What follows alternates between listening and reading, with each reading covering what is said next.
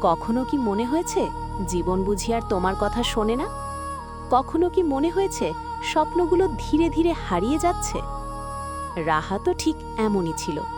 হতাশা, ব্যর্থতা আর নীরব কষ্টে সে নিজেকে গুটিয়ে নিয়েছিল। এক বৃষ্টি ভেজা বিকেলে নীলা তার পাশে এসে দাঁড়ালো।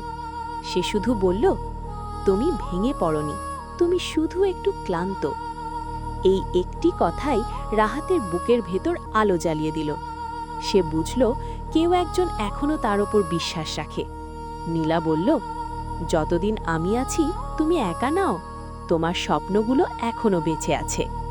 সেদিন রাহাত নতুন করে উঠে দাঁড়ানোর সিদ্ধান্ত নিল, কারণ সে বুঝে গিয়েছিল ভালোবাসা মানে শুধু হাত ধরা নয়, ভালোবাসা মানে হার না মানার সাহস। আর হয়তো তোমার জীবনেও একজন মানুষ আছে যার বিশ্বাস তোমাকে আবার শুরু করতে শেখাবে। মনে রেখো, তুমি একা নাও।